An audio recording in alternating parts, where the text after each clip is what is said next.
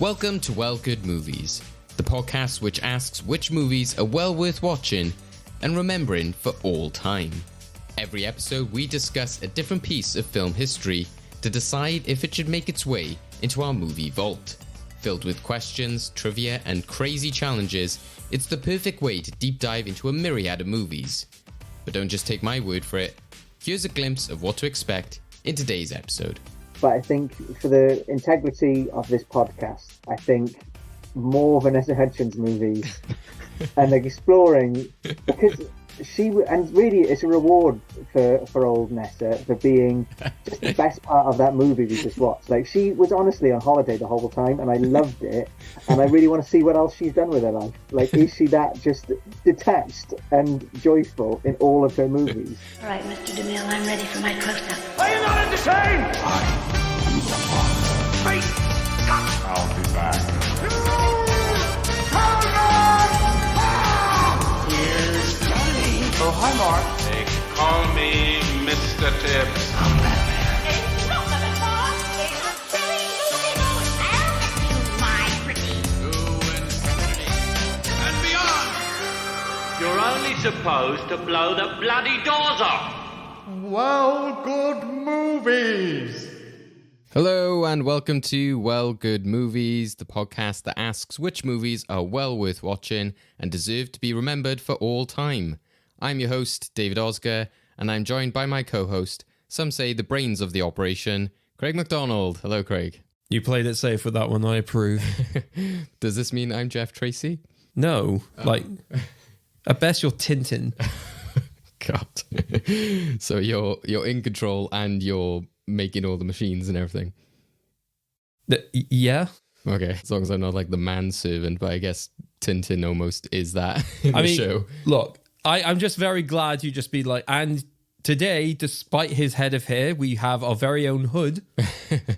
I just didn't want to go for any racial implications in that kind of comparison. Oh, and I've just thrown that out of the window by not only referring to you by the wrong race, but the wrong gender to boot. So, yeah, that's a double-pronged attack there. So, yep. Craig, today we're going to have quite a fun episode. And recently, I think this is, as we talked about last time, you've had quite a rough time and going through a lot of dark, more gritty stuff. So I said last time it's taken you a lot to build up to Battle Royale. But this week, you've definitely managed to change course without, spoiling what the film is already.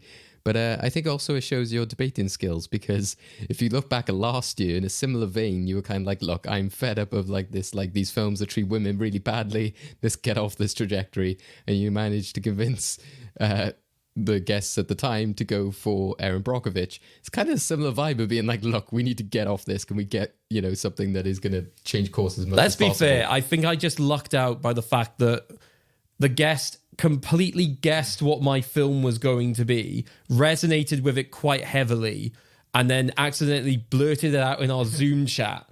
So that if anyone else was ambiguous as to what it was, there was no ambiguity after that. But I'm sorry, it's been months of just violence.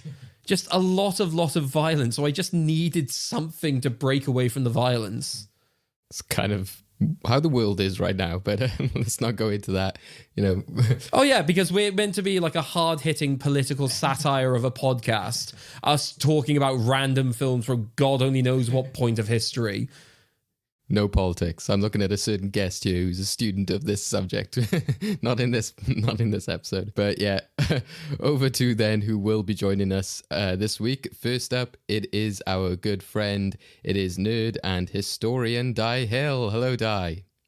Hello there. Good to see you again. How are you? I'm doing very well, thank you. I enjoyed watching Thunderbirds Go, and I'm looking forward to. I say enjoyed. I sat through it at least. Seems to be quite the theme with some of the films that you have to go through for this podcast as of late, because when I was watching it, I was thinking, oh, well, Di hasn't had it too rough, but then you also just watched a random Godzilla film, which is also kind of a throwback in some ways. Yeah, we did random Godzilla. We did a random Hitchcock movie recently. Yes. It came out of the blue. It's been a real roller coaster. Yeah. Which is also what led Craig to need to break to the Aaron Brockovich choice. So, yeah, cool. Right. So, also joining us this week is another previous guest who was on with Di before, talking about Boxing Days or Christmas films.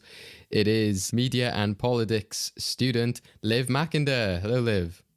Hello, hello, hello.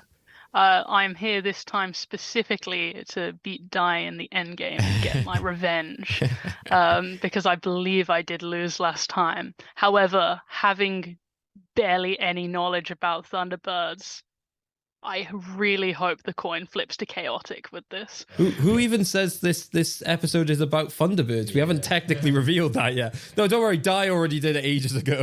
And also, have you beat him on a Craig's Endgames? And this, it doesn't necessarily mean that is going to be themed around the film. This is true. This is true. The competition's already there, though. And it's not just about losing to Di, but let's not forget the glorious animal-themed Endgame special, which you were on, Liv, which give me one of my favorite endgame answers ever, which was to the question, complete the sentence, it's raining, and you said men, in an animal themed quiz, let's be clear. Craig has mocked me for that within the last fortnight. If this is true. I'm glad he refreshed your memory, so you knew exactly what I was talking about. Oh, it's the quick fire pressure. It's too much pressure. I can't do that. It's like when someone asks me what my favorite film is. I just sit there for 10 minutes going, I've seen films? There's too much pressure.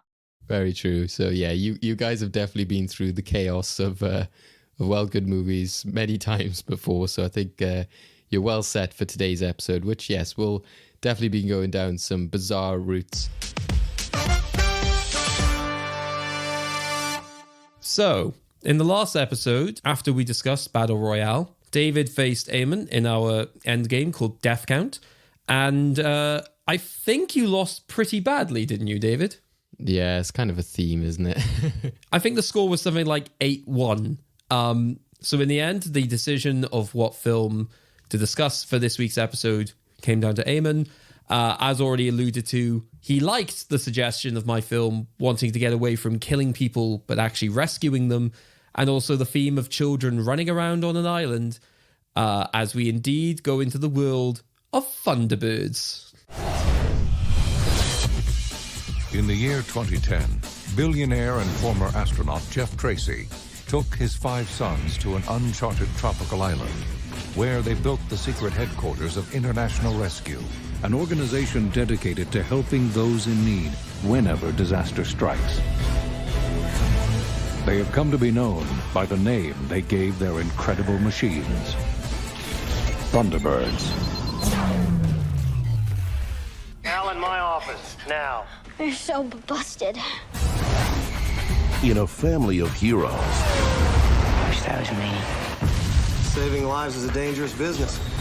Alan Tracy was always being left out. Don't you have homework to do or something? Until... Fire. Mayday! Mayday! he was the last one left. Who will rescue the rescuers? I can do this. You know I can. This is a kid. He's a Tracy.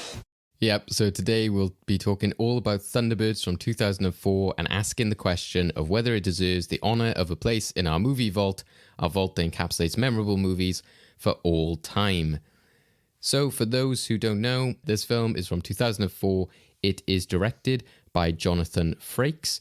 The writers include, and this is credited, but probably as will come up later, not very linked to the actual film itself, but Jerry Anderson is credited for the original series, as well as Sylvia Anderson. You got Peter Hewitt on story, William Osborne on story and screenplay, with Michael McCullers as the screenplay credited writer. And then looking at the rest of the crew, you've also got the editor for this film, which is Martin Walsh. On his IMDb, he's holding an Oscar, I assume not for this film. And you've also got the composers, which, crazy to say, is Hans Zimmer and also Ramin Djawadi, who is known for Game of Thrones fame, and I guess probably was a collaborator here with Zimmer, as he often collaborates with other composers. So the cast for this film as well, you got quite, a sort of half and half of well-known names and sort of newbies. So playing Alan Tracy, you've got Brady Corbett. Then you've got Soren Fulton as Fermat. And then you've also got Philip Winchester, Scott Tracy. Then more well-known name with Bill Paxton, who plays Jeff Tracy. You got Sophia Miles as Lady Penelope, Ron Cook as Parker, along with Ben Kingsley as the Hood, Anthony Edwards as Brains, Baskir Patel as Kyrano, Vanessa Hudgens as Tintin, a sort of early role for her, along with more of the Thunderbirds. You got Lex Shrapnel as John Tracy, which sounds kind of like a villain name itself. You got Rose Keegan as Transome, one of the henchmen. And then you just got a bunch of the other sort of Thunderbirds and extras in this film, which is a kind of mixture of Brits and Americans, as will be a theme in this film. So a very interesting choice from Craig, and a very interesting film, which I kind of think of in that era of both kind of family-friendly movies, but at the time that they were also remaking a lot of television shows, kind of trying to invest in that sort of nostalgia, but in a very different way to the way that they do with sort of current projects in terms of remakes, quite similar to things like Flintstones, Inspector Gadget, etc. So, Craig, in terms of you choosing this film, what was your previous experiences with it and kind of with the TV show, I guess? So the TV show and the general franchise, I'm a massive fan of. So as a kid, I had a lot of the toys. I had the sort of infamous Tracy Island set. I was a hedonist, and I opened it and I played with it a lot because I'm a child and not an actual psychopath who cares about money. I also had a lot of like the bigger range toys. So I had like the Thunderbirds 1 to 3 sort of massive sized. Oh, and also by extension Thunderbird 4, because that always came in the Thunderbird 2. The TV show, I watched like the box sets a lot. Only in like later life did I realize that there was like no sort of TV finale. I kept watching the episodes being like, wait, what's the finale? What's the wrap up of the show? And then came to find out the no Jerry Anderson show ever finished with a finale. They would always finish with a clip show. So I was like, oh, so there's just no end to the, okay, I guess we're there. Loved all of that. How many times did I watch this film as a kid? Once. Just the once. I think that should be a precursor to what me as a massive Thunderbirds fan would think. Also, I've revisited the show in like later life. I've seen a little bit of the CGI remake, and it falls into my same opinion of all CGI remakes of beloved TV shows from my childhood, which is don't do that. Please. Don't touch it. Well, interesting to note as well that obviously the original show, so that ran from 1965 to 1966. Yeah. As you said, it was from Jerry Anderson. They also did have like sort of theatrical movies. Yeah. They had Thunderbirds Are Go, which came out in 1966. And you also had Thunderbird 6, which came out in 1968. So Jerry Anderson also involved in those. If anybody doesn't know as well, he's sort of like a big name within Britain as well as maybe overseas, very known for those sort of puppet-based shows, including Captain Scarlet, Joe 90. Any other ones that sort of jump to your mind? What's the... Stingray. Yeah. And also Space Precinct, was it? I think he was involved with, which isn't a puppet show. But years later, when I used to watch that as a kid, and I was like, oh, whoa, Jerry Anderson was involved in that. But it makes sense because there's a lot of like puppetry and alien masks and all different things like that. I believe the term is hyper animation, I believe they go for. Yeah. So, yeah, he's a big name within sort of like television. He's got a big legacy. And as you mentioned, Craig, the toys are a big thing as well. So, yeah, it was interesting that you chose this film because, again, I had considered choosing it in the past as well. I recently saw the car from this film when I went to the British Motor Museum, and I did watch this film a lot more than once, actually, when I was younger, but more of a kind of like, put it on in the background. I just had the DVD. Has a great song in it as well, which I'm sure we'll mention later. But yeah, I also sort of grew up with the Thunderbirds TV show to an extent, maybe not as much as yourself, but I'll put it out to our guests. Di, you mentioned beforehand that you sort of grew up with this show. Were you a Jerry Anderson head as well, or was it just Thunderbirds? Yeah, I grew up watching all of them shows. That as well, the whole list that Craig did, I loved them. Although I kind of realized as a small child that basically they're just adverts for toys. So similar to like He-Man and like the Transformers and stuff. It's like the UK version of that, where they came up with this amazing toy brand and were like, you let's put a TV show along with it. But yeah, with all of those shows, the best thing is the opening credits, where they just go, Stingray has the best opening any ever, where he just goes, stand by for action, and then everything explodes. And the opening to Thunderbirds, when they do the 5, 4, 3, 2, 1, Thunderbirds are go. That's the most exciting thing you will ever see as a child. Not to mention the scenes of the upcoming episode to the like really, really dramatic music. Yeah, they're like, this is what's gonna happen. Ah, and then like the actual episodes are really slow and dull, which is kind of amazing. But they were a phenomenon, and it's weird how so much of us have grown up watching those shows, and there's something about a big old bloody rocket ship having adventures that is really exciting as a small child. And then you can get the toy and send out on adventures as well. So also had the full like Thunderbirds toys. And yeah, so I was interested to see this. Didn't, not the same as the show. No, well, we'll definitely get onto that. Comparison to the show and the film is definitely a conversation, and whether the sort of oddities or the negatives of the show as well, whether that impacts the film almost. I guess in a way it reminds me of some of the conversations we've had, Di, about Star Trek, like when we watched that sort of original film, like there's that whole like spin around the original ship and you get to look at it and there's this big long thing in which you just see the model. And it's kind of a similar thing with Thunderbirds, and people are just like, I just love seeing the trees come down and the ship slowly come out, and the ship coming out of the pool and all that kind of stuff, which I think is a big part of the appeal. And you can see it in influence in pop culture, like even adverts and stuff have like used the Thunderbirds. And I think there was an advert for something a few years ago in which Thunderbird 1 came out of the swimming pool and it was all remade, etc. They have sort of had a big influence. Yeah, and it's quite unique as well. But is that just really the kind of fetishization of these big rockets? Every episode they have the same opening sequence where they kind of go through a series of bloody tubes and whistles in order to get in it, and then it takes half the episode of just them launching. But it's brilliant, and as a kid you love it.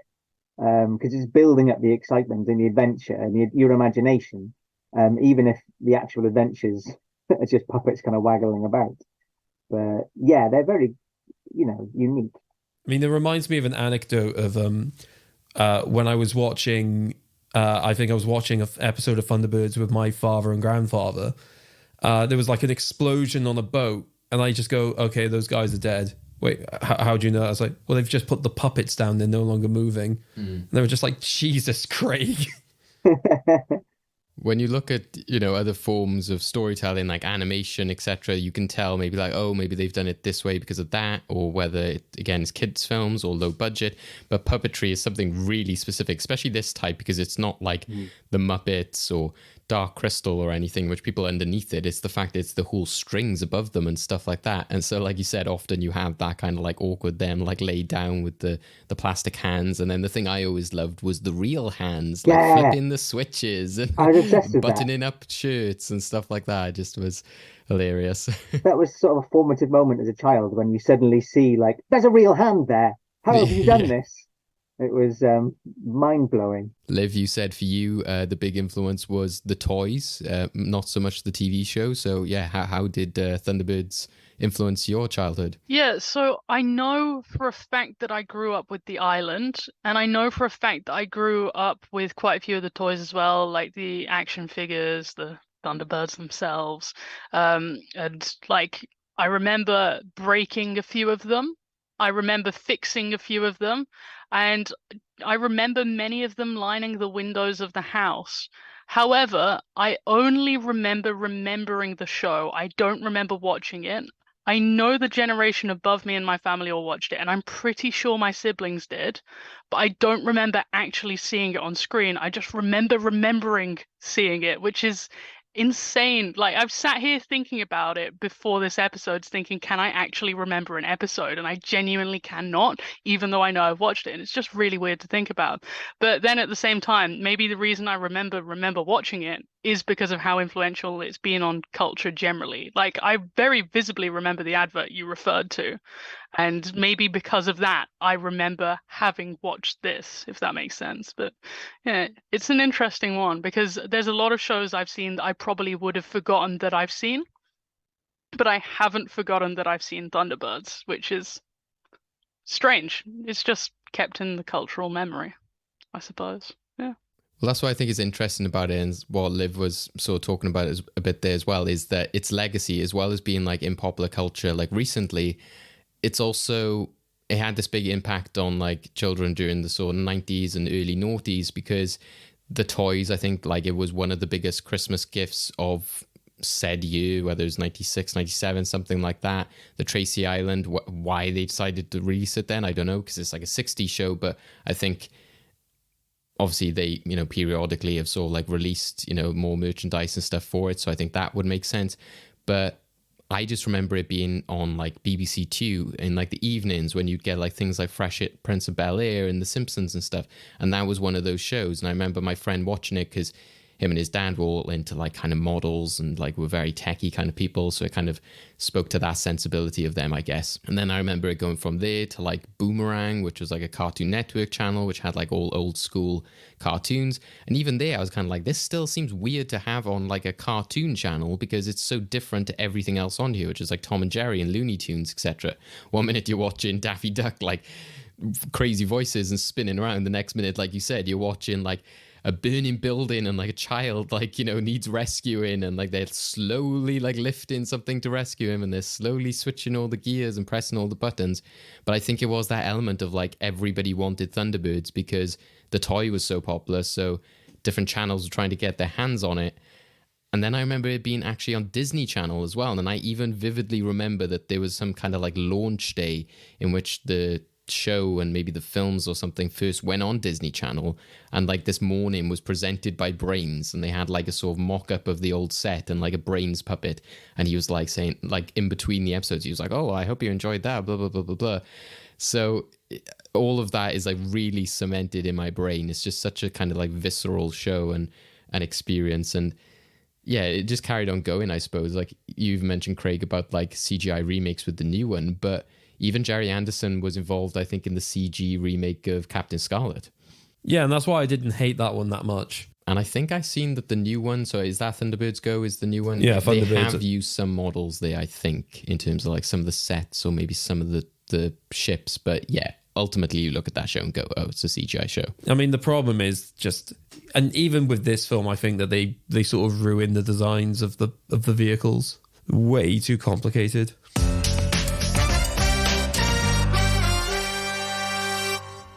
I mean, I'm going to alleviate everyone here and just say this is not a good film. This is just not a good film. So my biggest issue with this is that, and I realize this is going to be odd that this is the thing that I don't like this film for, as opposed to all of the other legitimate reasons to not like this film.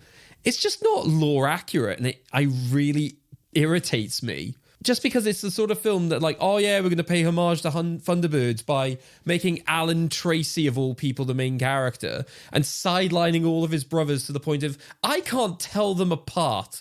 They make those brothers so unrecognizable from each other. I'm just like, which one's Scott? Because Scott is the one that everyone liked. Virgil was the one that I got on with. Why can I not tell them apart? One of them has inexplicably white hair. Yeah, that's John, and he's up in the space station. Yeah, they were like, you've gone grey, get off this planet.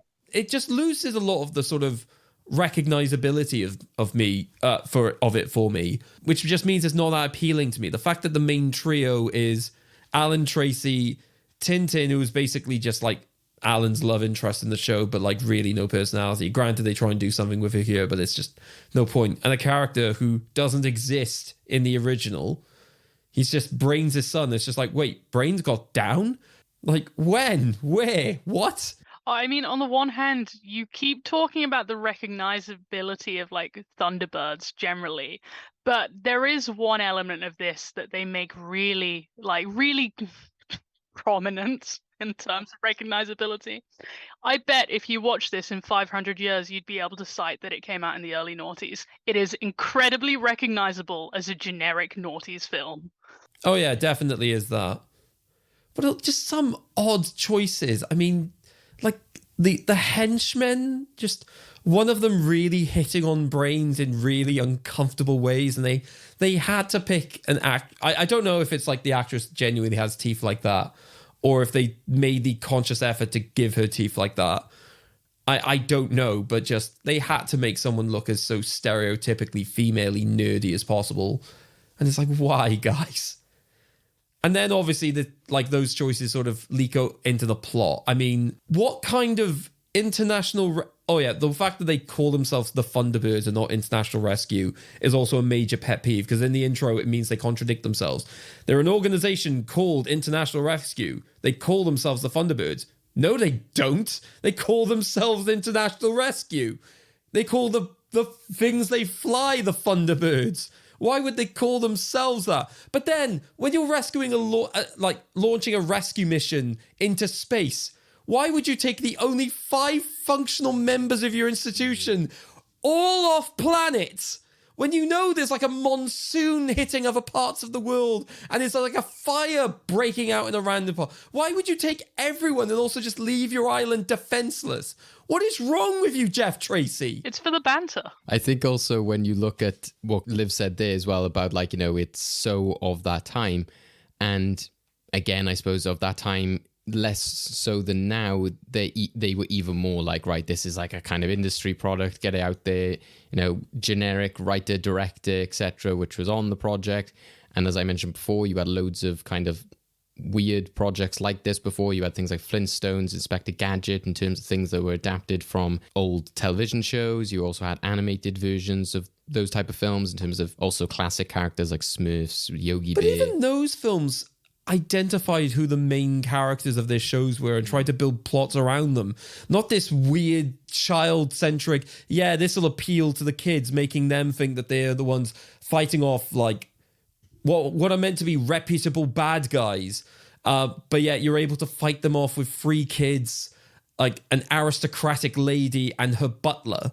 But also just other films that were out at that time, and the director, because again, I was like, right, okay, who were you bringing in for this? Because I thought, this must be just a kind of paycheck gig, just get them to do this kind of fun family film. And when I looked at it, I was like, oh, okay, there is more of a link here than I thought as well, especially with one of our guests. But first of all, I'll say some of the projects they did around this time, which again might give Liv those kind of like early noughties vibes, bit of flashbacks. One of the other projects, he was involved in a lot of television, has directed a lot of things like the newer Twilight Zone series, things like Roswell. But he also did the film Clock Stoppers, which I think was a kind of like Nickelodeon film, maybe something like that. But when you look at other films that are similar of that time, again, you're like, yep, early noughties, Kangaroo Jack, Cody Banks, Stuart Little. As in, these are the films that he did, or films like that? No, these are just like... I was going to say, if it turns out he did Kangaroo Jack, I'm just like, dude. He's unredeemable, but no. No, I loved Kangaroo Jack, shut up. Well, in terms of critical reception, anyway. Yeah. Phenomenal film. I had that on DVD too. Yeah, that was another one I had as well. Catch That Kid as well. I don't know if you remember that. That's another similar Agent Cody Banks. Kids like, being like, oh, we're secret agents. So I think it speaks to that sensibility of like, what do kids like right now? High-tech gadgets and kids getting into trouble. And this seems what they wanted to go down with this that's film. that's what they thought kids wanted. Yes. Kids did not want that at all. They might want it to be like a secret agent. They want to see the people that they like, and they definitely did not resonate with, wait, why are we following these random kids? Why are the cool guys gone? Yeah. Why have you blown them up with a missile? But weirdly, this is Jonathan Frakes. And I was like, oh, wait. And it's the guy who plays... Yeah, it's Commander Riker. In Star Trek, I immediately decided I love this movie as soon as I saw his name pop up. So yeah, he's been in a lot of Star Trek television. He's directed a lot of similar programs and Star Trek. He's done like The Gifted, Agents of S.H.I.E.L.D., The Orville, which is a parody of Star Trek in a way. And I believe he directed one of the movies, Star Trek Insurrection, is that? Yeah. And then... Yeah, and also Star Trek First Contact. Yeah. So, quite a varied degree. But again, nothing in there that's sort of, apart from Star Trek, screams to me, this guy needs to direct Thunderbirds. I think, from what I remember, again, of the DVD and like seeing even maybe like the commentary, maybe when I put it on when I was kind of like, oh, listen to all the commentaries of the films I've got. It didn't strike me as like, I grew up with this film, I have a really strong bond to it, I love these characters. It just seemed like, yeah, you know, kids love it, the toys are popular, so I did it for that reason. It doesn't seem to be any sort of like love or affection for the original source material, don't worry. which I think is evident in the film. But yeah, to me, it's very clear that they're trying to appeal to that kind of younger generation and being like, Alan is the key character. He's still in school. He's dreaming of doing this. You know, this is what he wants to do. And he's casually revealing his identity as a member of a secret organization to his entire class by making drawings. Ben Kingsley is like the villain, which again, we've seen like a bunch of times in terms of like similar roles. And, you know, like he's kind of redeemed himself in some ways. But yeah, at that time, he was doing a lot of those sort of like typical villain roles. And yeah, as we said, it's just similar to a lot of sort of adaptations that we were seeing at that time. I do think, though, the funniest part of them blatantly trying to appeal to the masses is that I found a review where Frakes said that he thinks the reason that it was a flop is because it had competition from Shrek 2. And I'm sure that would make an impact. But also, is it not literally any of the other choices you made? Or any other film that was out at that time, I guess, as well. So yeah, and it's never, you know, a good foot in that, you know, he is more linked to the film than, you know, the original creator, etc., which I'm sure we'll get onto. But yeah, Di, what was your first initial reaction after watching this and after avoiding it for so long? I mean, you can see what they're trying to do. They were trying to kind of, it nearly has fun bits in it. Like early on, I was actually secretly quite enjoying it because I think, you know, Lady Penelope's quite fun. There's a few really stupid camp bits that they manage to kind of lean into, but they just don't get quite far enough. Like a bit early on, I quite liked is where sort of Lady Penelope says like, "Shh, don't do, be quiet. You do realize I'm a secret agent," and then the camera turns around, she's got this giant pink flying car and things like that. You know, that's hinting at what could have been fun about the movie is that uber campness, you know, and really leaning into the fact that the show itself was like the source material is bizarre, frankly, you know, and it's a strange thing to try and adapt. So yeah, you've got to kind of take some sort of a direction. So yeah, I think the idea of going uber camp with it was good, but then everything else about it is just mediocre and bland. Mostly the cast, you say, those young kids are awful and none of them have character and they're awful. The plot doesn't really exist. And the big thing as well is that they just don't, I say, adapting Thunderbird, what we've said about the original show is what was appealing about it was the ships and was this fetishization of these giant bloody spaceships and, you know, the fact that they take 10 minutes to get into it. But they barely feature in the movie. You know, the bit that really the bit that annoyed me the most, and I was constantly shouting, and I kind of half rewrote the movie based on this, was that in the TV show, they have the whole like tube system where they get into the ships. So they kind of do the beginning of it where they have their own little booths that they all stand in, and then they kind of go down in a shaft. But then they just kind of cut to them on the ship, on the Thunderbird. And whereas in the show, there was like a 5-minute sequence, and it's so stupid, like these little puppets being put down these like pulley systems and stuff. It was the silliest thing. And it would have looked silly, but it would kind of been hilarious if they took that really seriously and actually put like those actors in some weird like Wallace and Gromit style tubes. It would have been bizarre, but I think, you know, genuinely funny. And it gives you something to play with as well, and it gives you something to kind of what I really felt, and I wonder if it got written out of the movie. So when they first go into the adult gang go into the Thunderbirds and they don't do the bloody tubes. And then about 5 minutes later, the kids have got to like get back into the Tracy Island house. And they go, how will we get back in again? And he goes, we'll use the air ducts, which you feel like probably some writer originally said, we'll use the bloody weird tubes. Like that would have made sense. If you've seen all of the gang going down these tubes and then we see the kids having to like climb up the tubes, you can have a lot of, you know, actual creative movie making with that. But obviously that got cut because it would have been too silly looking and they kind of just, you know, didn't bother. So yeah, I think they just kind of cut short on that real writing the Thunderbirds themselves into the plot. You know, one thing that they didn't do was have like any kind of a chase or adventure in the Thunderbirds. You know, when it comes to him actually finally piloting Thunderbird 1, he just uses it to get to London really quickly. Like, you could have just done like an animation of him like on an aeroplane or something, you know, that it was absolutely unnecessary. It's just a quick transit system. They could have just made like Star Trek transport or something to beam into London for all the good it actually did to have a Thunderbird. The most they ever use is just the piloting of Thunderbird 4 to rescue that cable car. Yeah. That's about it. Yeah. And then it's just like, now we're going to go and catch the mole, which is stationary. Yeah. And they just don't, you know, they should have, at the very least, have been a bloody Thunderbird chase. You know, they should have had to like pilot Thunderbird 1 under Tower Bridge. There was like a reference in the movie actually where the guys in Tower Bridge seemed to be like trying to wind it up quick or something. And then they didn't really see it. But yeah, they needed to do fun things with flying a giant rocket through places or like bumping, and it should have bumped into something as well. Like, it's a big rocket. It should be used to like poke things with its nose. That's what I always wanted to do with Thunderbird 1, was poke things with the nose.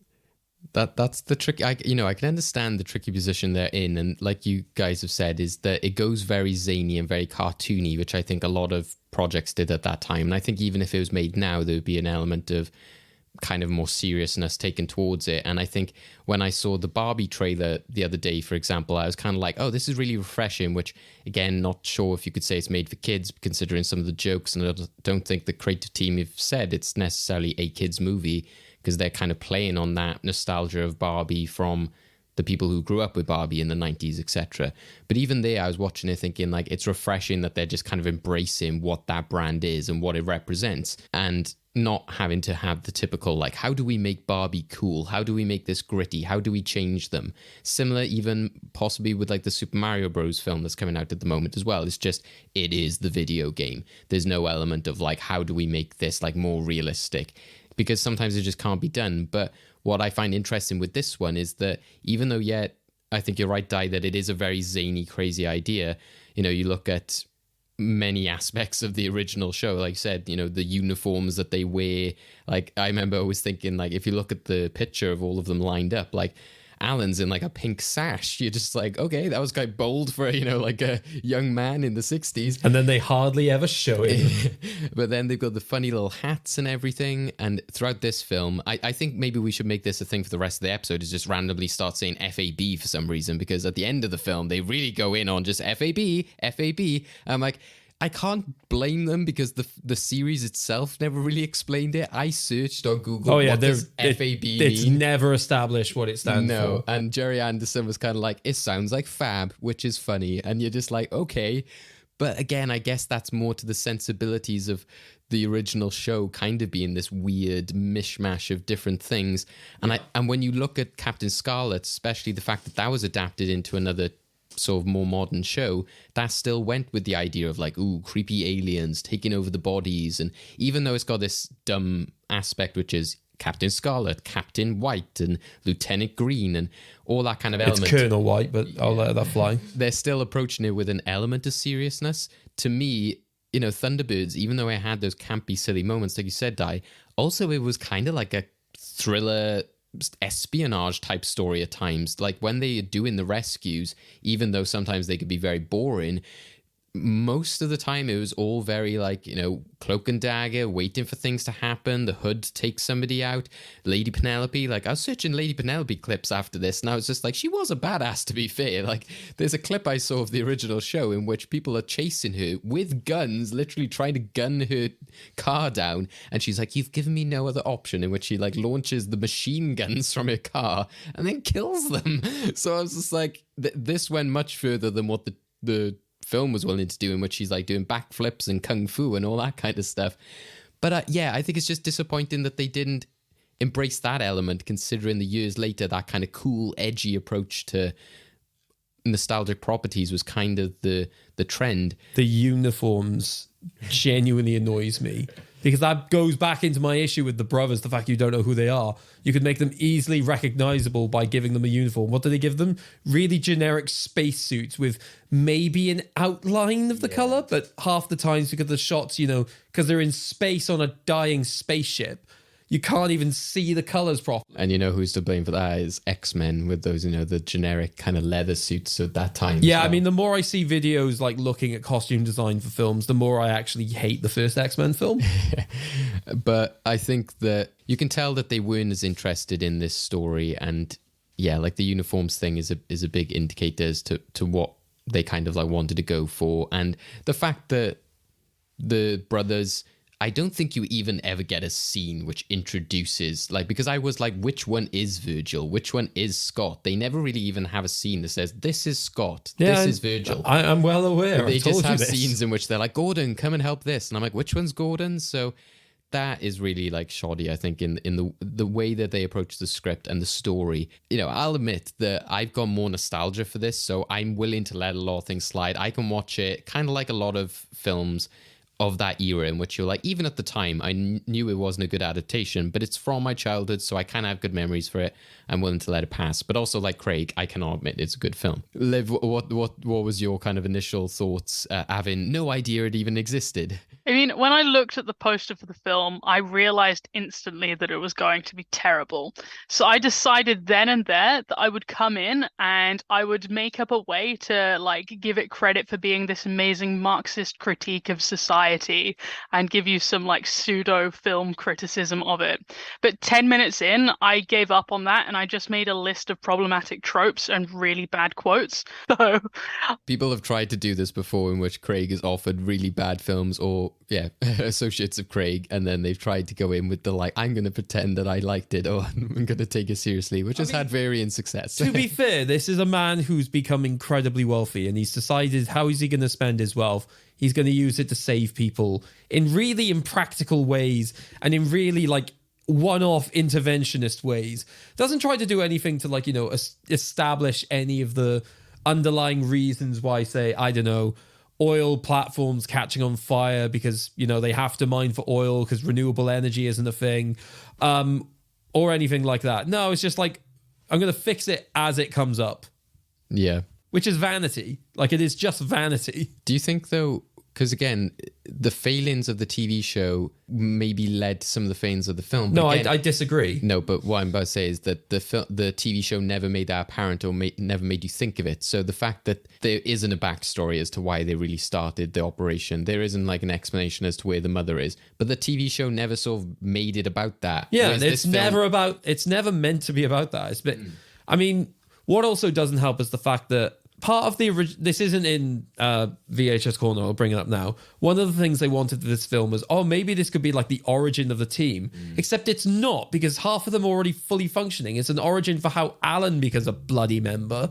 And who gives a damn? He's relegated to space work, which is like the most infrequent work that they have. How many times do they have like an issue in space that only they can solve? I think like 3 times maybe. Thing is, and half the time it's literally just, I'm going to use the spaceship to essentially do a rotation of the guy who's in the space station reporting on all the bad things. Yeah, it's a taxi service. Yeah. Yeah.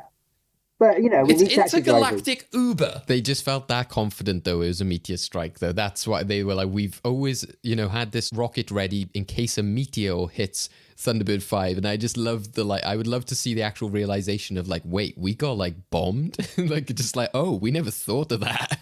Like, somebody attacked us. I will give it to the filmmakers and the villain that they just outright, let's just bomb it. Yeah. To be fair, one of my favorite episodes of the TV show, before we actually get back to Liv's like tropes and critiques, is there's literally an episode where they're coming back from a job and the US Navy spots them and go, oh, that's an unidentified aircraft, I'm going to shoot it down. And they just start firing rockets at it, at which point Jeff's going, like, I'm just going to have to get in contact with Congress. And they're just like, dude, stop, you're attacking international rescue. They're like, shit, detonate the rockets. And it's like, congrats, they're literal helicarrier you've taken out of business.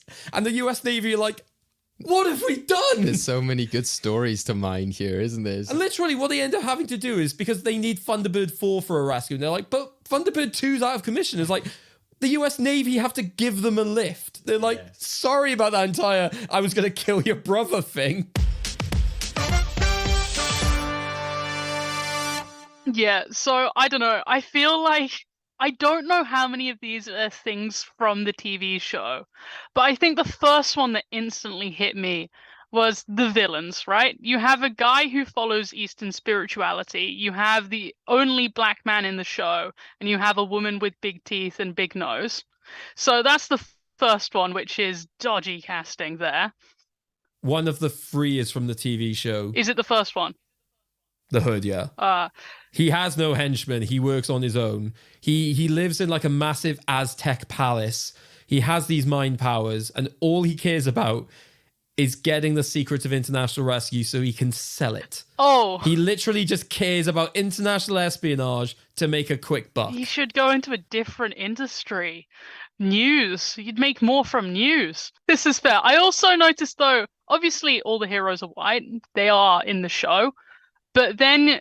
And they're one family, to be fair, Liv. Yeah, the one family, for the first half of the film, I thought they were servants, because the only thing they did was, like, there was one guy gardening and the woman doing domestic chores. So for the first half of the film, I just thought they'd cast minorities as servants, which wasn't dodgy. They basically did, yeah. That's all they had. Because even Parker says, like, oh, that's his loyal manservant. I was like, what? Is this an actual title? His loyal manservant? And the one thing, I'd say the one thing, but the thing that does irk me about that entire part of the film is, one, is that Tintin's mum, because we never get any lines from her. So I think it's one, like, really disrespectful, because again, some people will be like, oh, well, it was the early noughties. There was plenty of films that were at least trying to give some form of female representation. To have no female role models, at least, either, like, yes, there's the ghost of the mum, but again, we don't even get a picture, I don't think. Maybe ghost of the mum. Yeah, like, you know, Disney trope of being like, you know, her like influence hangs over them, but again, they don't really focus on it that much.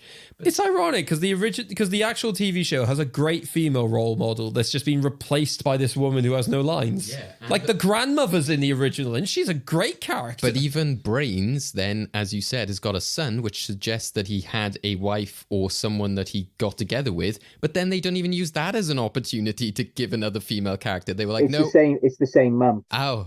They had an affair, yeah. Right. That's why she's out that's of the why picture. the Tracy's left her on the mountain, because he found out about the affair and was like, well, I don't bloody rescue you then. That would have been an interesting plot twist. But I think that sort of ethnicity representation factor is problematic, definitely, and is a not good trope that they did around that time, especially because, one, like I said, the role that they play within the household.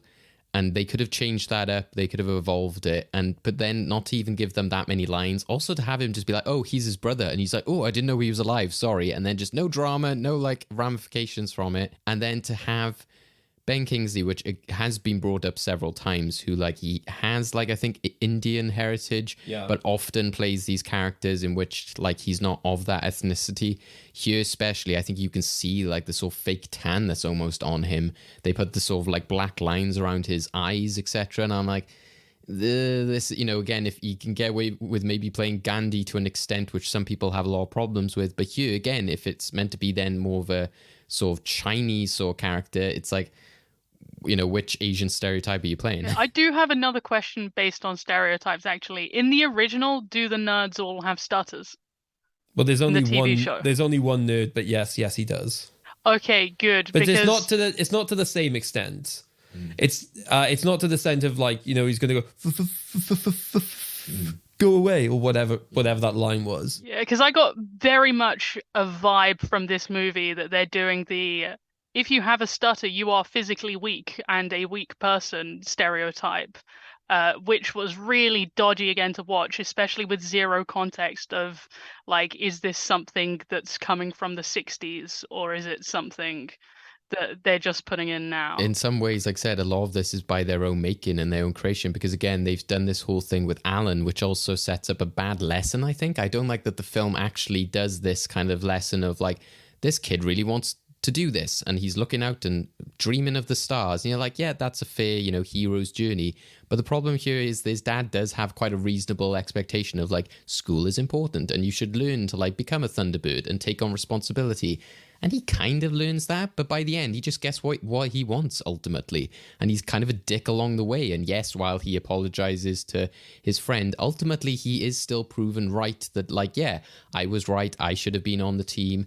And you're like, what? You just dropped out of school? It's just like, I don't know. It's that problem that comes with then placing all the high schoolers and the cool, like, you know, teenager, which then, like I said, has a negative effect on the friend, which then means that, oh, he's only good for the tech. The girl can only be like interested in if she's like magical. And yeah, obviously the commentary they have with him sort of lusting over her isn't great either. But yeah, that. Oh no, it's everyone telling him that he should be lusting over her, and then eventually like, all right, I'm going to start lusting over this girl then. And that's what's unfortunate. As she blooms, blossoms. Oh yeah, what the hell? And even Penelope, who you would think again is quite a sort of the only sort of better representation in the film, which starts off in some ways well, like Di said, there's some fun moments with her, but then it's also really disappointing that she's like immediately like, Jeff, I'll tell you what that is. That's love that they've got right there. Yeah, and that's just like stupid. So like, why does it have to be the female character that's like, yeah, I'm encouraging them to get together, and then at the end it's like she turns up and like at the safe and she's like, I've had this like dramatic costume change, and you're like, okay, I'm not buying this now, because one of it, you know, a second ago you were in this kind of like more situation appropriate costume in which it wasn't like a dress or anything, but she's turned up to the bank with like a little bun and like a gun, and then she just immediately becomes the damsel in distress and just easily gets taken out. And I was like, well, you just lost all the agency of what was meant to be this cool kick-ass character who like got them out of the ice fridge and everything like that by just immediately getting beaten by the villains. You forget the most important part of her getting beaten. Which is? The quote. My little finger will pull this big trigger. Oh, God, yeah. Yeah, the trigger isn't particularly big. I didn't understand it. They were trying to sexualize it, and I don't understand how. Yeah, it just doesn't make sense what the writer was even thinking they were doing with that line. I also don't understand, if she's known to have a gun, why she hasn't busted it out like much earlier at this point. She's up against like all these henchmen who are just like, who are physically like trained to fight or whatever. And it's only at this point she's like, you know what? I'm going to bust out my piece. Yeah. And the fact that she uses so many Britishisms throughout it, which again, not always makes sense. The fact she's like, that was not cricket and etc. And yeah, but to be fair, the original kind of does that a lot. Yeah, she is very like, you know, the fact she's like, oh, we'll arrange tea, etc. I mean, I will say, insofar as like a heritage perspective, I feel like Lady Penelope and Parker are actually done quite well. Yeah. I suppose it's probably more the sexualization, which like brings up, you know, like, I don't know how I feel about like their relationship. I was glad that he sort of restrained. He never had that kind of like ogling at her sort of aspect. Like in the bath, he was kind of like awkward about it. I never felt that he was like, oh, you know, like, but again, it was the film that was doing that. She was like, oh, I'm here with these bubbles and I'm going to use my toe to switch the channel. And I mean, that actually has an interesting ramification. Again, not in VHS corner, but that bubble bath was apparently very cheap. Much like most of the film. It actually gave that actress rashes afterwards, to the point that she wrote in her contracts from every film she did since, no bubble bath scenes. Oh, wow. Liv, what else have you got on your list? Oh, one you'll like. Obviously, everyone's found, who's seen the show, has found like sheer astonishment at the fact that Jeff Tracy is in fact the main character of the movie. Oh, not Jeff Tracy. Alan Tracy is the main character of the movie. I find it absolutely hilarious that I could tell that there was something off with him being the main character from in the show when twice he said the words, I'm Jeff Tracy's son, to establish his relevance. That was absolutely insane. Like from the moment he said that, I knew something was off. I just didn't know what until I came into this podcast and you were like, he's irrelevant, basically. And there were all the throwaway questions and like the really tropey, cliched things like asking, what was mum like? And the Thunderbirds need you. I need you. And why? Why are these needed? Well, the one that I kind of stopped the film for was when Jeff Tracy turns to him and does the line, "You can't save everyone," which is like a really serious concept. Yeah. And the idea that he's like, sometimes I just leave people to die. Hey, you school child. Hey, kids. Sometimes you're just going to have to leave someone to die in a mine. But also it's completely irrelevant to the plot of the movie. Like if Alan then later on faces a situation where like two people are in danger and they're like, well, he can only choose one and he's got to like, you know, find a way to save everyone or something. That would maybe make sense, but it's so bleak and it comes so out of nowhere his dad going, "You can't. I let people die, and you will have to too." It's It's also amazing. incredibly antithetical to why International Rescue was made in the first place. The entire reason he made this organization is because he couldn't save his wife. So to turn around and be like, well, you can't save everyone. It's like, well, why are you even trying to save anyone then? Yeah, and that's the interesting thing about the whole, like, the fact that you said that originally it might have been more of a prequel, so maybe some of that is coming in here. And I guess, again, what you get with the TV show is, again, you can more easily go in there with the kind of tropey, like, adventure of the week stuff and be like, this is the team, this is what's happening. But a film, you do have an expectation of a bit more story. And I think that's what have helped all of this, is if they said, why are they doing this? And even if the film, like you guys have said before, was more about rescuing, I think because it's so much about the fact that they turn up at the island, you're like, oh, okay, we're in now. Like, this is it. This is the storyline. There's not even that much rescuing going on. I remember when I was young, something I was disappointed with is the fact that, as you said earlier, Di, the way that they use the ships is disappointing, but especially the fact that, like, the scene in which we see Thunderbird 2 with the trees and everything is piloted by the villains. So we don't even get the hero using it in that situation. The same almost with the mole. You know, it's just... No, exactly with the mole. Yeah, but then the fact that we don't even get, like, the only major rescue scene, I would say, is with Thunderbird 4 and the monorail sequence. That's the only time that you actually see, apart from the opening. But again, that's such a kind of like intro to the Thunderbirds. And I really hate how, again, they're just like, yep, this has gone great, Dad. Yeah, do this. And it's just like, this is so easy, though. Even in the show, I remember them having struggles. And, you know, it's about like, oh, a fire has happened and like a building is collapsing. Or if they had more commentary, like you said, Di, of like, you know, sometimes you can't save everyone. And the fact that in the original show, sometimes it was kind of like they've unveiled this big new airship and oh my God, like our greed and our like, you know, lack of innovation has led to it like being a disaster. You know, they were making a comment on something there. There was kind of a reason for what was happening and the Thunderbirds were kind of there to be like, right, well, this is what we're here for. But to be fair, this film, you don't get an idea of that. To be fair, in the original show, some of the accidents were just caused by sheer incompetence. And as you said earlier, it's the craziness with this film that I thought straight away as well, is the whole like, let's just take all of the team and put them up in space. And it just causes so many plot holes and questions in which you're like, why was there no protection? If they're so rich, why was the island not more protected? Why did they not know about this tracking system on Thunderbird 1? Why send everyone up there? Why did they not have Thunderbird 5 be more protected? There's so much like characters and like moments in here which are just here purely for plot. Like, Liv, I'm not sure if you also had like just kind of weird moments like noted down as some of the tropes, which I felt were kind of the time. Just even like when he's like, oh, come on, Fermat, like, and he's like, but I'm not done with my burger. And I was just like, yeah, why does he not get to finish his burger? Gonna say, yeah. I was like, there's so many times in the film which they just do weird gags like that. And I'm like, but why? Why is this funny? Like, why is this a thing?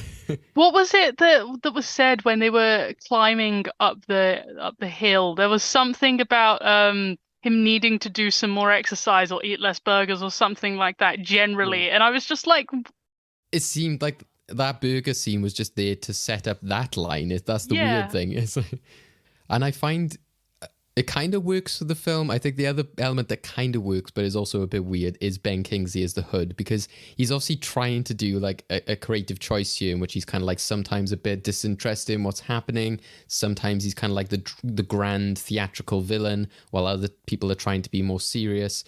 But he just has so many weird moments in this, like when a fight is happening and he's just walking around looking at things. And then like when they get the what's it called? That they need for the Thunderbird. Flight guidance system. Yeah. So when he Where the gets hell did trans come from? The transmitter, I thought it was, or something. So when he like looks at that chip and he's like really like analyzing it and stuff, I was like, you didn't even want that. It's like, it's not the part that you needed. Like, she needed it. It's just so strange that he is then fascinated by it, like as if it's some crystal ball or like a diamond or something. But genuinely confused. Yeah, but I did find him also kind of entertaining in like even when he introduced himself, he's like, you can call me the Hood, and he's like looking around, and I'm like, I kind of respect that you haven't had this big theatrical announcement. And, you know, it's a weird choice, but I do find him kind of entertaining. Like when you first see him and he's kind of like, you know, saying this thing about like using his enemy's strengths against them and like, oh, you know, this is Mount Olympus and, you know, like I will strike the gods and, you know, I'll turn everyone against them because they're like, oh, well, now's our chance to like, you know, tear them down. He's like, So when he launches the missile at Thunderbird 5, the way he describes the motives behind that, I'm like, this is all like decent stuff, I think, for a theatrical, fun villain. I mean, yeah, I will. That's the one part of the film I will defend is Ben Kingsley. Like, it's odd, definitely. Right ethnicity. It depends. It's never really established exactly where the hood is exactly from. This movie does establish it, though, because he's the brother of a guy from some faraway country. Yeah, so but do they say what country it is? But it's not England. No, but... So, Ben Kingsley is not really right for it. It seems like it's somewhere like Tibet or somewhere like that in which like this like accident has happened. It was also fun when, like you said, the action sequences at the end when he has the twist. I was thinking, it's like a Darth Sidious twist, with the when he like just wants to get onto that platform. I just can't believe they had the goal to destroy a Wall's ice cream cart. Yeah, and how many people were like, no, they were so devastated by that. I was devastated by that. With the fact that he's like, fire up Thunderbird 1 and like use the chutes and the fire to like burn them to a crisp, and then he's like laughing about that, which thankfully Brains is like very pissed by what happens. Yeah. But then it makes me laugh that they're like, the guidance system is gone. So then the Hood's reaction is immediately, well, the children must be alive and they must have it. I was like, they stole it before you burnt them to a crisp, and now the transmitter is also burnt to a crisp. I didn't understand why they thought, this must indicate the children are alive. I did really like the trying to murder the children part, because later on, when Parker turns up, he goes, "You trespassed on this island. That's a very serious crime." And he's also tried to murder 3 children. That's a way more serious crime, Parker. I mean, they've also committed terrorism by like bombing an international, like a well-respected NGO. Where he's like, "No, don't go trespassing, or you'll be very in a lot of trouble." Any other tropes or parts of the film that you noted down, Liv? I mean, there is one thing, which was the like inclusion of the green slime, and the most inclusion in the plot it got was the like someone saying maybe it was a tracking thing. There was so much like of the first half an hour like focused in on this green slime, and then the most we got was maybe it's a tracking device, and then nothing. But why? Why do that then? Well, the same applies to the whole kind of thing of when Alan like sneaks on and they think he might have like given away the coordinates of the island sort of thing, and his dad's like, "You could have given a secret away." And then he's like, "Oh no, maybe it was me. Maybe I gave away the island and compromised us." And then they're like, "Nah, it's probably that goo." Plot done. I didn't do anything bad. I'm not a bad, but I have no such things to solve. I'm just fine. I didn't do anything wrong. It was goo, and then they forget it. That's what's so funny is just, again, there's such a technological assembly, and like they don't even know about this. And even that would have been interesting to talk about. That is the like all you see Brains do, and this never really amounts to anything, is the whole like gravity, like using his mind to levitate something. And I'm like, this dude is supposed to have made all of this, and in the show you see that he's making designs and he's coming up with new innovations. This Brains just seems to be like, he's trying to sort of like create the Force with technology. And it's like, but you don't get a sense of like he made all of that stuff. And yet Tintin can do it without any help. And you would think he would be more hard on himself if he allowed the goo to get onto the island, or like would want to like know more about it. It's what I like about, I remember the Thunderbirds 6 film quite a lot, because I think I had that like recorded from television. And it's like the nice thing that Brains is just like, you know what? With all this advanced technology, maybe we just need a little plane, and even that might have been a better element to go with if they weren't interested in the ships, as we've already talked about. But one thing I did note, and this goes hand in hand with one of my criticisms, which Craig alluded to earlier, which is one, the kind of disinterest with the ships, but also the way they're presented. They very much are trailer shots. They're just so quick all the time. And some look very impressive. They look cool for the time. I think the visual effects are, somewhat decent. But they're just so, like quick and sudden, and don't have the gravitas of the original launches, like we said. But also what made me laugh with Thunderbird 5 especially was the fact that this ship is spinning out of control, there's stuff everywhere. And then we cut to the guys and they're just like, we need to hold on. Hopefully Alan's got us. I really wanted there to be a moment, which would be like in Robot Chicken with Yoda in the ship, in which they're just like, because the amount that ship was flipping around everywhere, they should have been like throwing up everywhere in that space station. I mean, they should have been impaled by shrapnel, to be fair.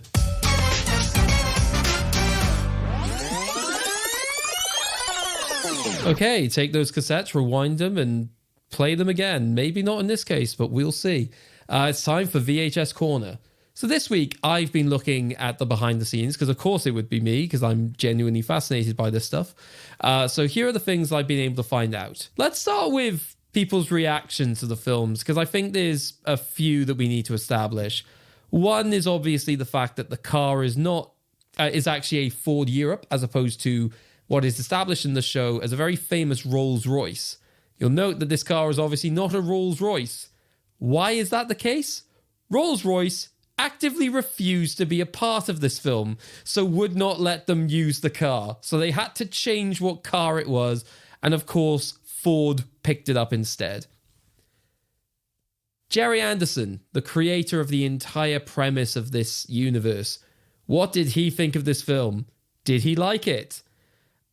Absolutely not. He described this film as the biggest load of crap I've seen in my entire life, and even claimed that there was a film that was released around the same time as this film, which was closer to his actual vision of what Thunderbirds should be, and that was Team America World Police, and he doesn't even approve of that film in its a majority.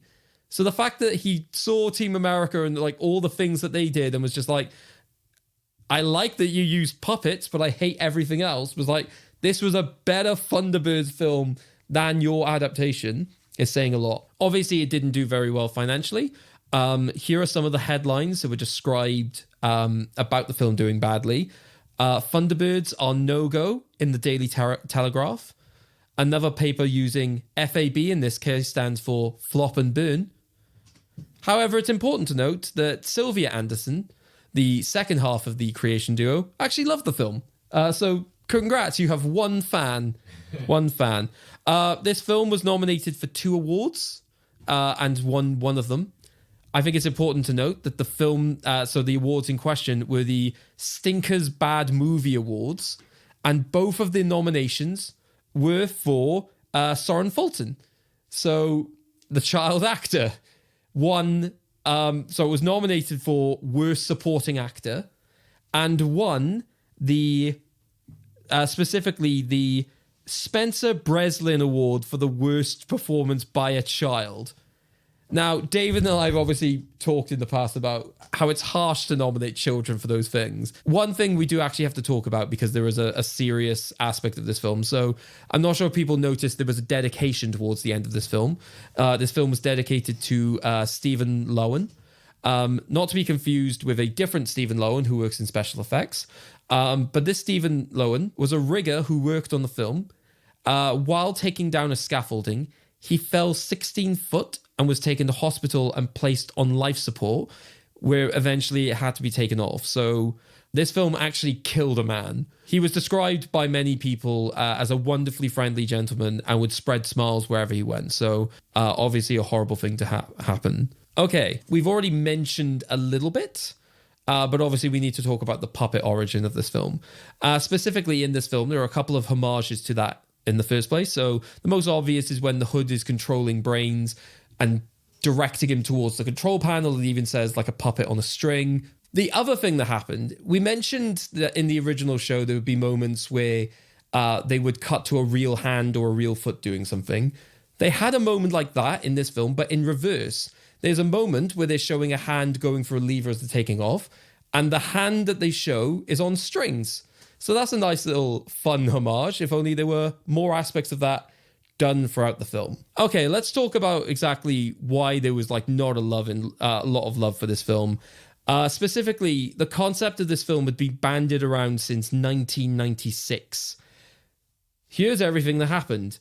Rumors circulated in April 1998 that Peter Hewitt was to direct the movie and shoot it entirely in CGI, a la Toy Story style. It was then later reported that Warner Brothers was going to produce a live-action spin-off to the TV show with the Baldwin brothers, Alec Baldwin, William Baldwin, Stephen Baldwin, Daniel Baldwin, tipped to play 4 of the 5 Tracy brothers, and Rowan Atkinson as Brains. The Warner Brothers project would have been shot in Sydney, Australia, in a collaboration with Village Roadshow Pictures. Polygram Pictures later picked up the project in October of that year and had planned to produce it on a budget of $75 million.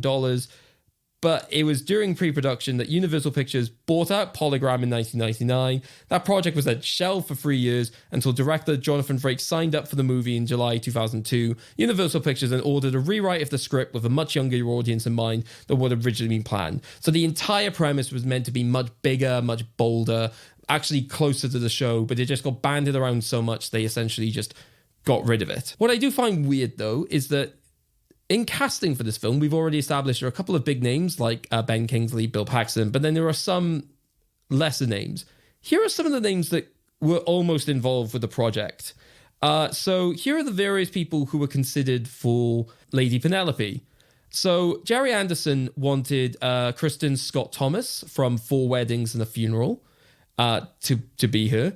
If not her, other people considered were Joanna Lumley, Wendy Crewson, and Elizabeth Hurley. People who were at one point thought of for the role of Alan, Matt Damon and Leonardo DiCaprio, and for the role of Parker, they thought of Pete Postlethwaite, and also even auditioning for the role, Sylvester McCoy. So yeah, could have had a lot more names attached to this film in bizarre circumstances. But yeah, that is everything from VHS Corner for this week. So handing it over to you guys insofar as like interesting facts there. So Di, you obviously hated the one thing that we were talking about. So feel free to go off on one. Well, it's just that they did an obvious reference to puppeting, and then he didn't do the actual movements like the puppets from the specific type of, marionette thing. Which really, I felt like Brains probably should have been doing throughout the whole movie. He's this weird, buffing character. He could have easily done that kind of actual Brains the puppet movement. But ultimately, the actor playing Brains, he was just boppings, wasn't he? He was absolutely awful, did absolutely nothing. Everyone else was a bit bland, but he was one of the only ones given an actual, genuine character, and he achieved nothing. He had this weird lisp thing, not the stutter, which was, humorless and kind of mean. And other than that, he was just boring. He was the worst part of the movie, and I did not like him. And then they gave him a one part where he could have acted like an actual Jerry Anderson puppet, and he just, I guess he'd never seen the show or something. He didn't understand it. To the credit of the young actor, I think he's more like Brains than that actor. And I think, like you said, Di, apart from the fact that maybe he's got blue glasses, I think you would just look at him and go, oh yeah, he's just the nerd scientific character. I think of all the characters, that's the one you kind of want to immediately recognize, especially by giving him fully framed glasses would help. But yeah, you just don't see him and think, oh, Brains. I think it's problematic that you even look at other characters and go, oh yeah, that's probably Alan, that's probably him, that's Tintin, that's Lady Penelope. So it's weird that he isn't recognizable, doesn't act much like the character, and isn't sort of linked in with the technology. But yeah, you're right, like they could have incorporated the sort of like puppetry elements with his character a bit more there as well. So what about the fact that the child actor was getting lots and lots of these awards, like bad awards given to him? Because I think that's harsh. I think it is harsh because, again, I thought that actually, in some ways, that the actor who played Alan was worse sometimes, because I thought that at least the one who was playing Fermat had his moments, had some funny moments, and I think even the production let him down. Like the fact that when he's like in the water and you've got this like very obvious voiceover of like, like you can't swim, and like it's like we know they're not saying that. There's even moments in the film in which they're like going through the jungle and they are clearly not saying anything or saying different things. They all looked like the generic noughties child star archetypes. I think the kid didn't deserve any of those bad actor awards because he reminded me of literally every other noughties child movie nerd child. He acted perfectly for what I reckon he was probably told to act. It was just irritating and terrible. Yeah, the role was what was the problem, not him. But the one who was amazing and really made the movie for me was just watching how much of a great time Vanessa Hudgens' character was having all the way through. Like, no matter what, like, peril or danger was going on, she was just stood at the back grinning and, like, gurning and everything. She looked like she was having a great holiday, like, the whole time.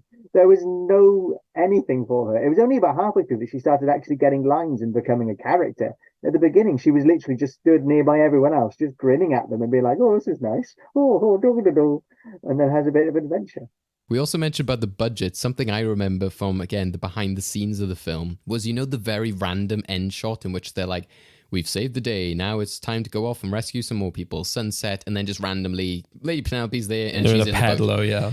Apparently, that was meant to be an entire sequence in the film. So, you know, when they fly to Tracy Island and face the hood, apparently originally the hood, etc., like shot them down, and then out of the car came that inflatable boat, and she then says, like, you know, like, chop chop Parker, and he like pedals to the island. So the fact that they were like, they couldn't afford that sequence anymore, so they had still shot that bit, but they didn't have the budget to do all the VFX for it, so they were just like, well, let's just keep that shot in and just have it randomly at the end. And it's just like, okay. It's like, did you want to wrap up Penelope's story? Like, where did she go? It literally adds nothing to the film. Apart from having Thunderbirds by Busted. Well, yeah, be brought obviously. in. Yeah, but anything could have done that, right? Yeah. That's not specific. I also want to use that. It was a moment. great song. I want to use that moment actually to bring up somebody's love of that song, which, as we talked about, it's a banger, which I think you'll appreciate. Craig, as a sort of fellow, you know, quiz fanatic, is Richard Osman, who has gone on the record for stating his love for this song several times.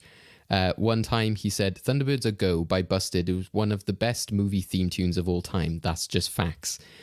He said that recently. Then in 2018, he said, Thunderbirds A Go by Busted is a better song than Stairway to Heaven. Have a great bank holiday weekend, everyone. And then another earlier one said, I know that Bob Dylan won the Nobel Prize for Literature, but he never has written a single line as good as, it always looks so cool when spaceships come out of the pool. Thunderbirds by Busted. So thank you, Richard Osman, for that and that appreciation. So as we said earlier, we have our usual task of deciding whether today's film deserves a place in our movie vault. So for new listeners or guests, we like to think of this as our time capsule of films, good and sometimes bad, that should be remembered for someone to dig up in the future. Maybe it deserves its fame, maybe it's been forgotten, or maybe it's great but doesn't quite fit the bill. I don't think that's the case for this film. So should Thunderbirds from 2004 gain the honour of a place in our movie vault and be remembered for all time? Let's go to Liv first. What do you think, Liv? Hell no. At the very least, think of this film as a disease, and if you put it near the other films in the vault, they might catch it. It's not worth the risk. Okay, clearly said. Di, what do you think? But obviously not. I mean, I've seen a lot of movies for this podcast, and to be honest, I've forgotten a lot of them already. But at least that took a couple of months for me to forget. Like, I saw this movie yesterday, and you guys are reminding me of things that I saw only about 24 hours ago, because it's so unremarkable.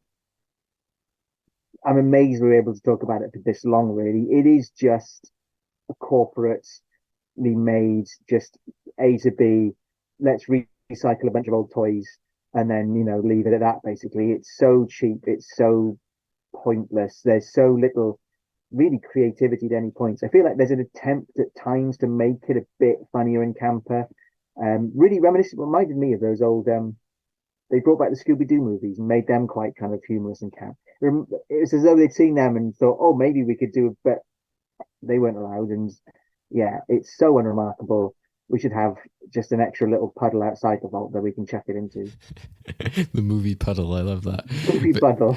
But yeah, I think the Scooby-Doo films are quite a good comparison, actually, as Liv was saying earlier, again, that time period and how to maybe do that well and with nostalgia and affection, which some people have for those movies, but then also still being somewhat very different to the original source material. Craig, you recommended, well, I say you recommended, I won't say that. You suggested this film. What is your thoughts? Yes. I'm just joking. No. Like, no. I brought it here because I wanted something which was just a bit of fun. Like, was it that? Yes. Was it incredibly flawed? Yes. Is there much value in this? No. Yeah, let's just move on with our lives. Yeah, I think for me, the only thing, I'd say the legacy is the song, like I said, from Busted, but okay, and it's if right we at ever, the end. If we ever want to go back and have like an entire like playlist, Spotify list of the movie vault, then we can chat. But as you said, Die, it's a very corporate film, not memorable at all. And hopefully we get a sort of better tribute to the Thunderbirds in the future. But yeah, not into the movie vault this week. Rightfully so, I think. Into the puddle it goes, as Di said. So yeah, not into the movie vault for Thunderbirds. Do you disagree at home? Is there a similar film you'd like to see us discuss? One from that era? Do let us know. But now we go to our final section, which is the end game. We're in the end game now. 5, 4, 3, 2, 1. Endgame times are go. So despite that introduction, this game has nothing to do with Thunderbirds. Instead, what I wanted to do is I wanted to focus on the puppet origin of the original show. So what I've done is I've got a number of characters who are either puppets or portrayed by puppets in their films. And I'm going to give you up to 5 details of those characters in a sequence, and basically you're going to guess, quick fire, either the character or the film or franchise that it's from.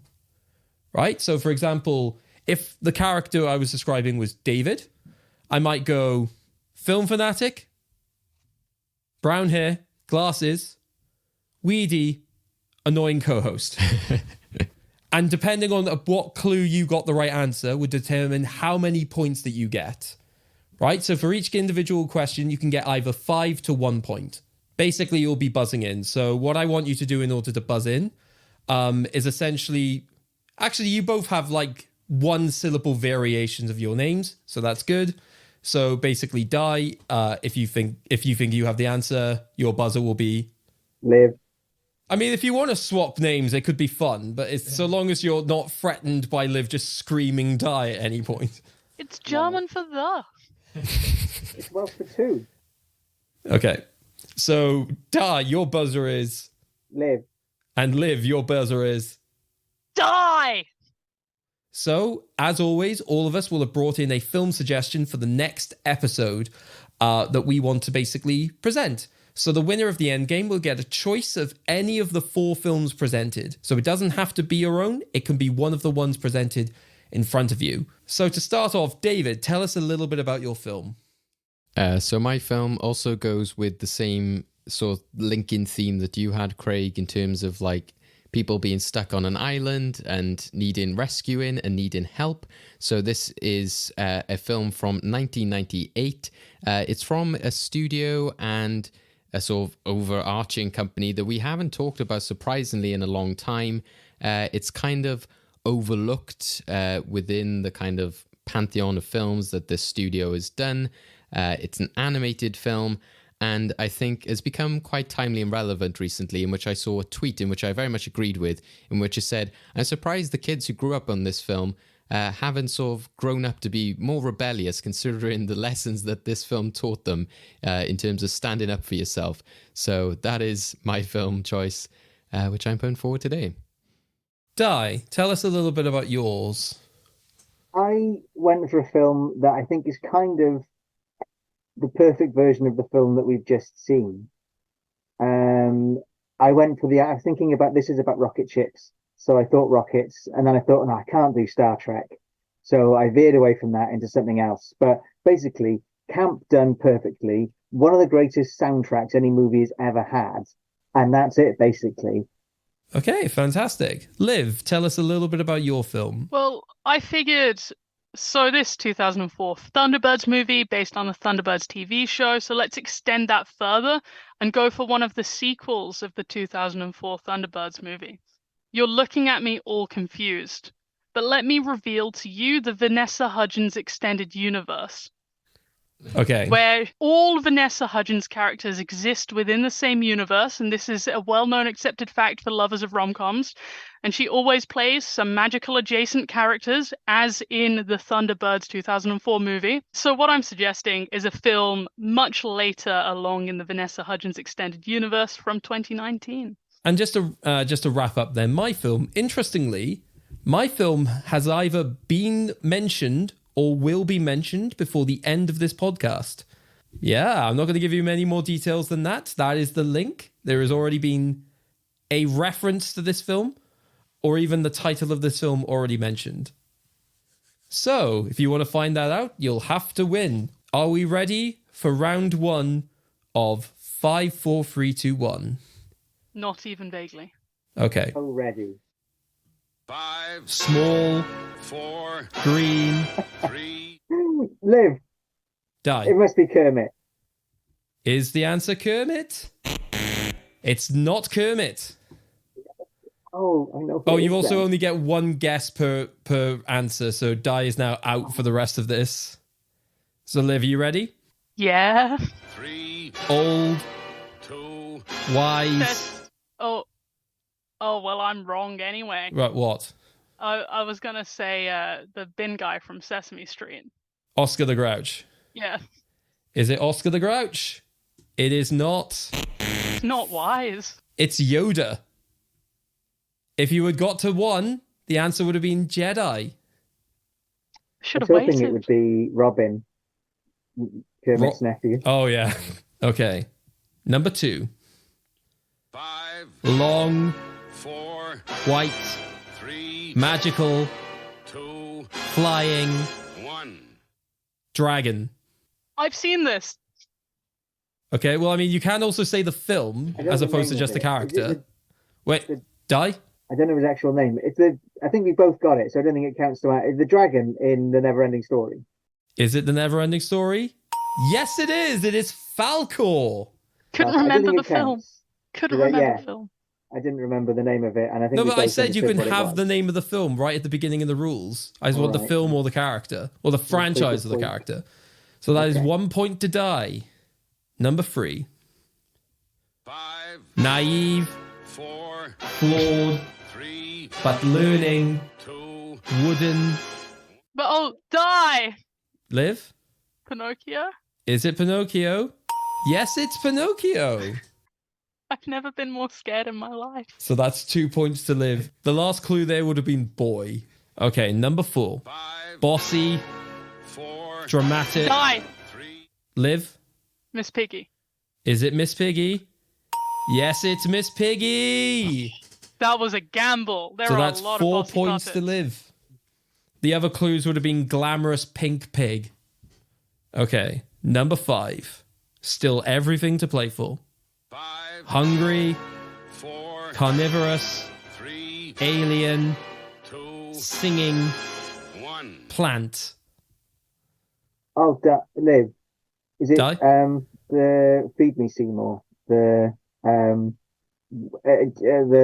Little Shop of Horrors?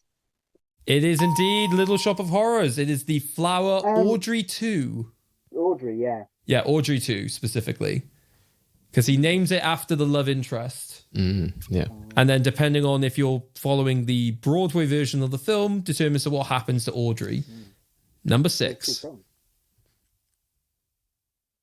5, Possessed, 4, sadistic. 3. Liv.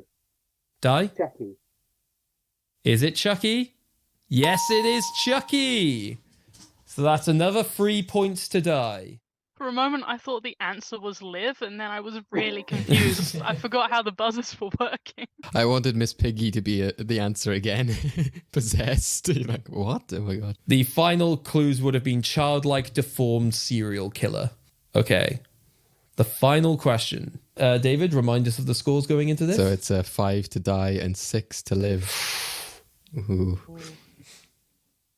Terrifying. Number 7. 5, The king, 4, large, 3, powerful, 2, scaly, 1. dinosaur. Die! Liv. Godzilla. Is it Godzilla? It's not Godzilla. What's the scaly dude? Well, I mean, we have to see if Die can have a guess. So basically, any character in any film or franchise that is a puppet or has been played partly by a puppet that matches those descriptions. I feel like that's the T-Rex in Jurassic Park. He's king of the lizards. That is the correct answer, Die. I'm definitely screenshotting Die's reaction there. Like when you win a Endgame, Yes. Nope. So that means it's a tie, I believe. Yes, 6-all. So that means we go to a tie break. This is Oh, my no. second endgame tie. Are we ready? Yeah.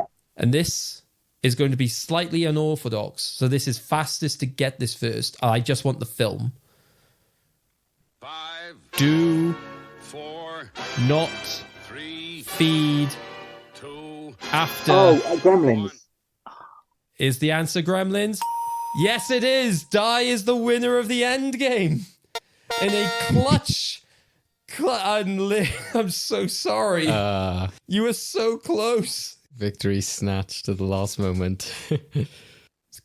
So, Die, congratulations. How do you feel? I feel quite sad, to be honest. I'm disappointed to have beaten Olivia. It's fine. We were all scared of Liv's film choice, so You mean the best film choice? we shall see. The question is it Die's film choice? So, of the 4 options given in front of you, which is the one would you like to go with? Would you like to go with David's film from 1998? Would you like to go with Liv's film from 2019? Would you like to go with my film, which has been nebulously mentioned at some point in this podcast, or do you want to go with your own film suggestion? It's between Craig and Liv. I'm excited just by the fact that we've already mentioned it at some point. But I think for the integrity of this podcast, I think more Vanessa Hudgens movies and exploring, because and really it's a reward for old Nessa for being just the best part of that movie we just watched. Like, she was honestly on holiday the whole time and I loved it, and I really want to see what else she's done with her life. Like, is she that just detached and joyful in all of her movies? Just like a happy passenger for our entire career. So I think we have to go with that. Amazing. So, Liv, it sounds like your film has been chosen. Building on more of what you were saying, and then finally reveal to us what film you have brought before us. So the reason I picked this one specifically isn't because of the link I tenuously made. It's because this afternoon I was sat with a few friends trying to work out how I could troll Craig. Oh, Jesus. Yeah, carry on. Yeah, so this is a film that describes itself as a modern day romance with a medieval twist. It's something that is honestly one of the best pieces of writing I've seen this century. It has so many underlying clever little themes and so many commentaries on just the past and the present. It's something that I think will really intellectually tingle your brains. So, do you want to hear what it is? Preferably, yeah. This is a podcast reliant on you telling us what the film is. Yeah, that would be useful, I imagine. Well, it is not The Nightmare Before Christmas. It is also not The Night Before Christmas with an N. It is The Night Before Christmas with a K. Oh. Yeah.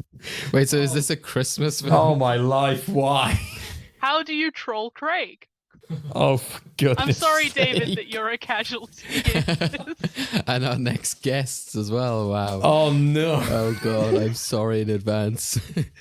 Thank you, Di, for letting me do that. This is what we feared with this format of the podcast, which Craig brought up, which we haven't had so far, which, has now been brought upon us. So, Well, you'd have seasonally inappropriate films. no, we'd have films used purely as punishment, especially for Craig. So, yeah, The Night Before Christmas, spelled with a K, from 2019. You can catch it over on Netflix at the moment if you want to watch along with us. And also Why would you want to watch along with us? Save this watching the hell out episode of for it. December. Honestly, you've sold Vanessa Hudgens to me. I'm going to watch all of her movies now. It has a higher rating than the Thunderbirds 2004 movie. I should know that now. to be fair, yeah, it does have a 5.6 on I'm a Nessa IMDb. head.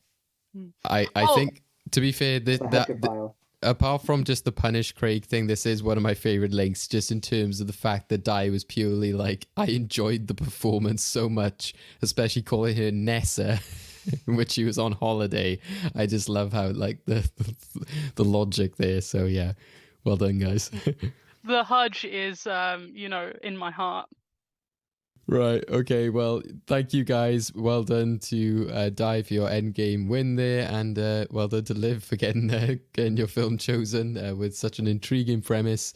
We've had lots of fun, weirdly talking about this awful Thunderbirds remake, but we've had a lot of great times talking about some of the weird choices and just the sort of bad choices made throughout it. So we'll let you guys get away now, but thank you for joining us. Is there anywhere people can catch you, Liv? I know you're on Letterboxd. Where can people catch you, follow you on there? Yeah, you can find me on Letterboxd. I'm at Kravania, Kravania. Awesome. Go check out Liv there. You can cut that pause. Di, anything you got coming up that you want to shout out? Any projects, anything happening in Cardiff, Wales? No, I don't have very much social media either. You can find me in the Museum of Cardiff normally. We nearly got closed down by the council, so, come and visit it, because it's now defiantly open still. So come and visit the Museum of Cardiff. Yeah. Bring Di your Vanessa Hudgens DVDs so he can start to collect them. Your posters You joke, Vanessa but the Hudgens. princess swap. Mwah. Really? We'll be just talking about this off air. Craig, anything lastly from yourself? I feel like I need to say these words before everything that I love just disappears, but F.A.B. Definitely a good point to end, considering how many times they randomly say it in the film we've discussed today. So, yep, thank you everyone for listening. We'll see you next time for Night Before Christmas. Thank you once again to Liv and Di, and yeah, we'll catch you in the next one. F.A.B. F.A.B. F.A.B. Thunderbirds are gone. Dear God, what have we unleashed? To keep up with the latest episodes of Well Good Movies, you can listen to us on all your usual podcast outlets, including Apple, Google, Spotify, YouTube, and more. Don't forget to follow us, subscribe, and rate us where you can to keep our podcast growing. You can follow us on Twitter, Facebook, and Instagram at Well Good Movies to keep up with the latest news and highlights from all our episodes, as well as tell us what movies you want to be discussed in the future. And if all of that isn't enough, you can also find us at our website, freshtakehub.com/wellgoodmovies, where you can catch all our episodes along with videos and articles deep diving into the worlds of film and television. So what are you waiting for? Go check out the film we'll be discussing in next time's episode.